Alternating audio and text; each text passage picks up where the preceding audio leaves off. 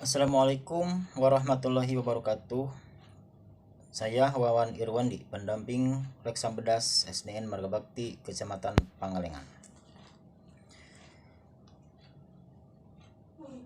Untuk memenuhi tantangan Leksambedas bulan Juli tahun 2023, saya akan berpidato mengenai judul buku Bangsa Bahari, penerbit PT Citra Aji Parama, tahun terbit 2015, penulis Dr. Adiaksa Dalut, MSI.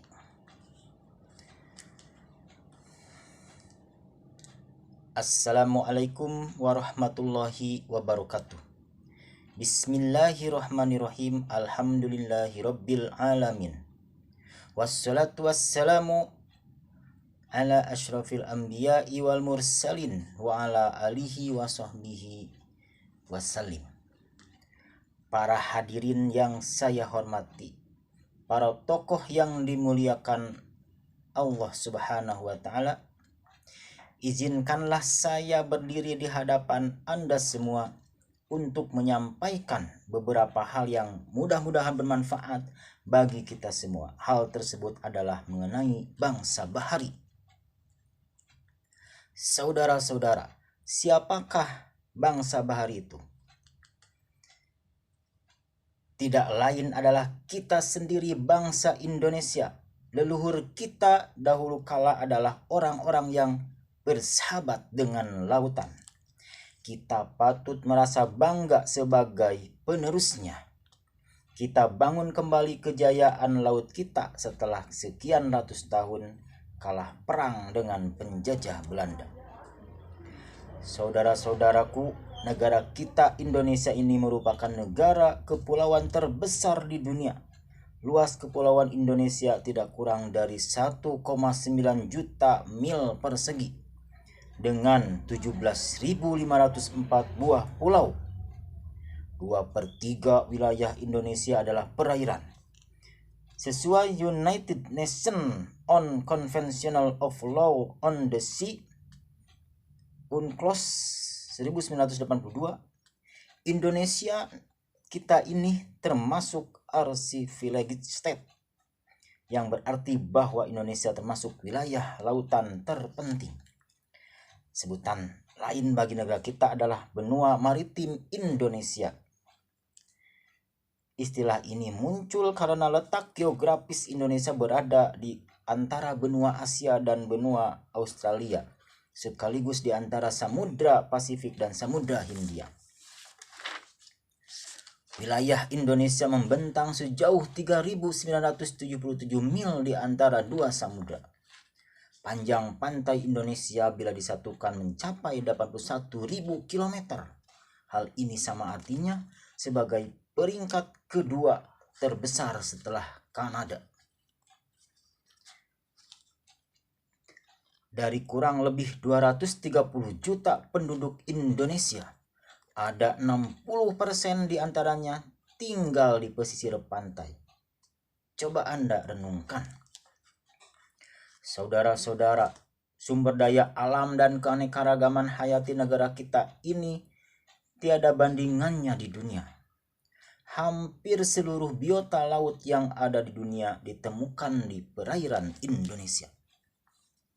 Saudara-saudara, nenek moyang kita adalah pelaut dengan latar belakang tradisi kelautan yang fenomenal dan mengagumkan.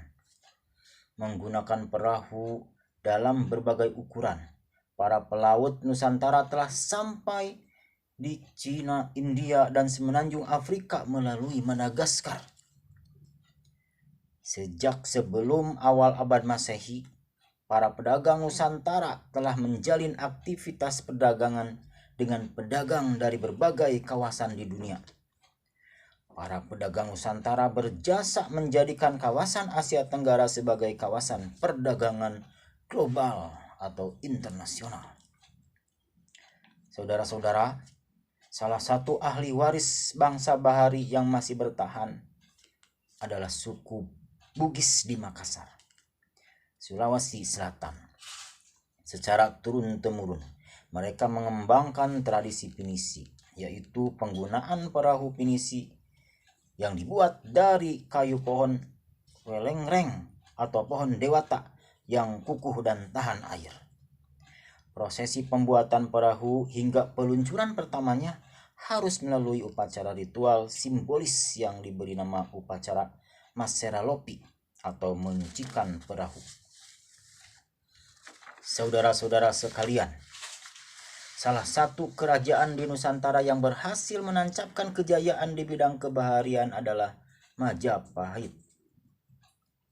Visi kebaharian Majapahit berhasil direalisasikan oleh Mahapati Gajah Mada. Kala itu Majapahit berhasil menguasai seluruh Nusantara. Saudara-saudara, sebelum Majapahit, terlebih dahulu kerajaan maritim terbesar di Asia Tenggara yaitu Sriwijaya telah mampu tumbuh berkembang menjadi pusat perdagangan di wilayah Indonesia bagian barat. Rempah-rempah seperti cengkih, pala, bunga pala, dan kayu manis menjadi barang ekspor utama bagi kerajaan Sriwijaya. Pada abad ke-14, jaringan perdagangan rempah-rempah Nusantara telah terhubung dengan perdagangan dunia dan Malaka sebagai transitnya. Para pelaut dan pedagang berlayar sejauh 4.500 mil melintasi Samudra Hindia menuju Pulau Madagaskar dan Afrika, Somalia, dan Laut Merah, sehingga dikenal di seluruh penjuru dunia. Saudara-saudara, pengalaman-pengalaman tersebut sebaiknya menjadi motivasi bagi kita untuk selalu mewujudkan kejayaan bangsa Indonesia di bidang kebaharian, mengembalikan nama harum bangsa Indonesia sebagai bangsa bahari. Sekianlah yang dapat saya sampaikan. Mohon maaf atas khilaf dan salah saya. Sebagaimana pepatah, tak ada gading yang tak retak. Terima kasih atas segala perhatiannya dan dukungannya. Saya mohon pamit undur diri. Kabupaten Bandung. Bedaskeun. Wassalamualaikum warahmatullahi wabarakatuh.